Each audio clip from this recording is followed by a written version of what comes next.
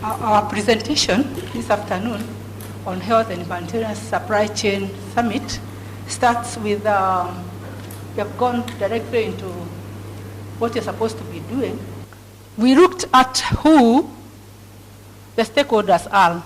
For us to be able to deal with the supply chain, we look at who the stakeholders are, and we said that these are the suppliers of raw materials, such as active pharmaceutical ingredients. I'm sure you know them more than anybody else.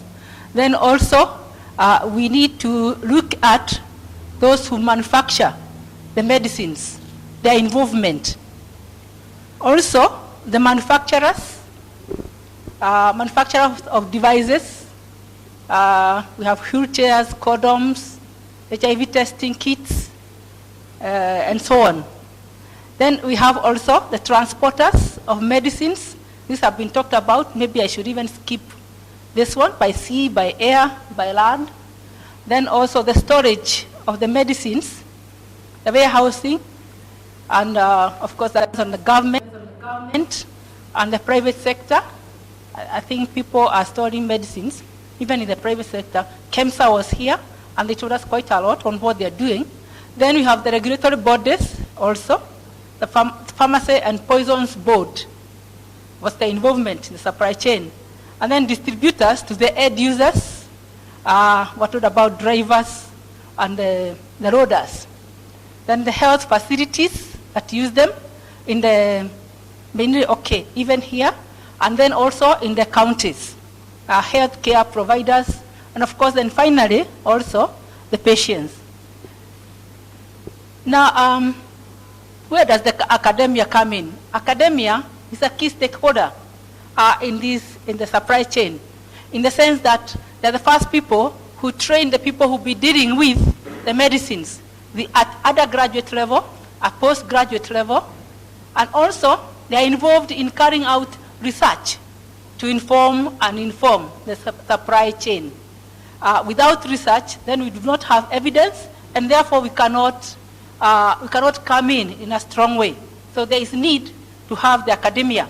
Then we're also saying that one would want to know whether it's available, whether it is visible, the supply chain. I'm talking about the supply chain. Is it available? Is it there? And well, yeah, we saw that it was there, but it was not really a chain. It's an amorphous kind of something. From what was shown by KEMSA, it's not really a chain. Maybe we need to work and make it a chain. If it is there, what are the gaps? What are the gaps, and therefore, what should be done? And of course, here we can see also that we have capacity development for the practitioners, everybody who is in the supply chain, right from the ones who are manufacturing the drugs, the storage, the transporting, etc., including also the person who is supposed to be taking the drugs. That is all the stakeholders, including the government. Now, why the urgency? Why is it so urgent that we should have a supply chain, a working supply chain? We do have something. It's not empty. We have something. But to have a proper supply, why is it urgent? Because you have an unprecedented increase in non-communicable diseases. Cancer. People say we have the very high prevalence. In fact, we are the best in cancer. Are we? In the world. We are the best, if you could call it that. Then we have diabetes, diseases like diabetes. Even small children are getting diabetes today, which we did not hear before. Heart and respiratory diseases. Then we have also the prevalence of HIV and malaria, TB, and other diseases. We have the emerging diseases. I don't remember the one in the north. What they call it? We have, of course, we have Ebola, Zika. What do we have in the north? There's something. Who can remember? Not Kenya. A current one. Something which came up recently. I thought you were in medicine. So you're not. All right, let's continue. We shall ask those ones who are there. Even Daktari. And I have people who are working in medicine. In fact, became 3 of us. They have said their names, isn't it? Come out there. Is dealing with those drugs in the pharmacies. Dr. Mogo has disappeared. He's a medical doctor. He has gone. Well, I'm a doctor, but of a different kind. I'm a doctor of philosophy. But they are there and they're not telling me what that disease is. So we have also the Global Fund and Welsh Wishes comprising of different countries like the US, Germany, Britain, and others. PEPFAR, Presidential Emergency Plan, you remember that, by Bush, which was launched in 2003. We have also Clinton Foundation, which was launched for HIV, launched in 2010. And I'm glad to hear that KEMSA has gone. KEMSA is the basket. KEMSA, you are there. We have the basket there, which receives all these funds.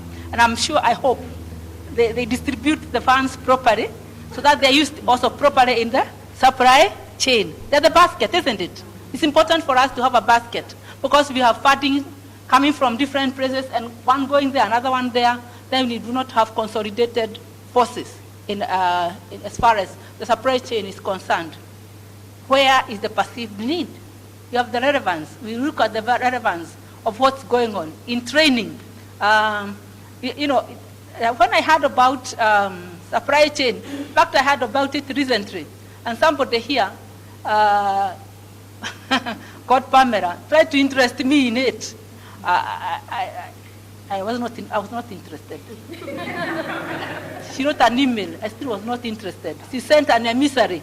Then I started getting interested. And finally, I'm here. So you're saying, we're talking about the relevance. In fact, we actually need to conduct a what? Advocacy for supply chain. Because I think I'm not alone, isn't it? I'm not alone. Somebody who has not been interested before. Of course, now I'm writing it. I'm even ready to give capacity building. Then we have also relevance also. We need to have constant review of the undergraduate programs. Are they addressing the supply chain? I know in Kenyatta University we do teach supply chain. We only have 2 units in supply chain, but when students are in the university, they just learn for the sake of it to complete the degree sometimes, isn't it? So we need also to look at the practitioners, those ones who are there, those ones with diplomas, those ones who are working in the hospitals, those ones who have worked for so many years. What are they doing in the supply chain? Computation also, they are making the courses for these people. There is real need for doing that. They are making the courses for these people who are already in the supply chain, and sometimes who might not know what they are doing, like that driver we were told, or even the roader who puts the boxes, somebody said upside down, upside down. Then you also have the computation and analysis of the data on disease threats. Somebody called it surveillance or something like that, surveillance of the diseases, and what is required at a certain place, so that you do not take drugs to Central Province which are needed in Northeastern. Are you getting me? Because they're unique. They're unique things there. There's so much more that is required maybe in Mombasa than in Central Province. Then we also have talk about collaboration with the government. There is agency in collaboration with the government, aid agencies, NGOs, foundations, etc. We are talking about public-private partnership. Public-private partnership. I may tell you Kenyatta University is the best in this. We already have started. We have started with the construction of hostels, and we are using the private practitioners to help us come up with hostels that will house over 10,000 students together with their families in the university. Public-private partnership can be done also in supply chain management. In fact, many people out there privately are doing their own thing. Can we harness the resources so that we have a good supply chain? Then also, what is the perceived need is the offering of consultancy services by those who know that you do not keep the information that you have to yourself. I hope you are talking about what I'm presenting and not about your own things. Then you have challenges. I'm addressing you. I'm urging you to listen to what I'm saying, because I came all the way from KU. Challenges in the current supply chain. We have sometimes we have the delay, isn't it? When a delay of the funds disbursement. When KEMSA gets the funds, we don't know whether they disburse it to the areas where it is required and at the right time. We could also talk about delay of the purchases. You talked about the drugs not reaching the places. The place has no drugs. I've forgotten the term because it was said in the morning before I ate. So stock something, huh? Whatever. Yeah, that. Okay. So we.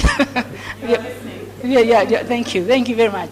Okay. So we are talking about that delay of the drugs getting to where they are needed, and also getting to the patient.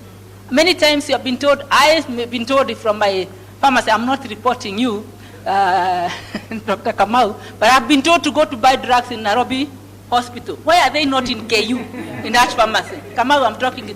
Why are they not in KU when I need them? Why do I have to drive all the way 20 kilometers to Nairobi Hospital in the night to buy the drugs? Now, so then we also talk about insufficient funds. It's a challenge in funding, the different areas of the supply chain, the allocation and so on in the supply chain, and also the improvements of the supply chain. We're talking about improvement right now, perhaps even capacity building. Then you also have human resource, insufficient, knowledgeable human resource on the issue of health supply chain. I, as a user, do I know what I should do? The doctor has written there 3 times a day, and I don't like what I have been given. And I say, I can just take it once it's sufficient. Hata hawa madaktari wako na shida zao. Sawa sawa. Or, I'm still feeling bad. Why don't I take the entire bucket and I get healed quickly? Are we together? The end user also has a problem. Are we together? The end user does also have a problem. It's a part, the end user is part of the supply chain. I'm not sure. Are they?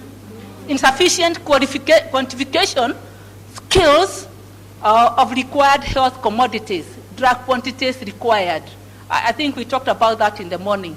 That person from, I don't know whether it was Isioro, who was not sure what exactly, not him, somebody else, what exactly they required, what they required in the certain areas, the quantities they require, because they have not had the proper, or they have statistics, not statistics, they have data, which has not been analyzed, isn't it? The analysis. Lack of quality assurance systems in the country. That is very much needed. Who is tracking what's going on in the supply chain? Quality assurance. We need to be assured that what you're getting is the correct stuff and the correct amount, and also efficacious, isn't it? There's no need of giving me a drug which was discovered, like my friend, I was not going for any conferences, a doctor, and gave drugs which were like that. You know what I mean? So many years back. Okay? The academia contribution, how can the academia contribute? We can do operational research, action research, operational research to inform the supply chain improvement. We cannot do without the academia. It's not just the people handling the drug. We need to do research. We need to do the operational research right from the hospital to where, to even the manufacturer. So as to know, I hope I can see you have stood up. I'm about to finish, and we are saying that there is need to check in these areas, to conduct research so as to identify the gaps. Now, skills development and training in supply chain, yes, that is very much required for everybody who is in the supply chain. Everybody, that is including even the driver.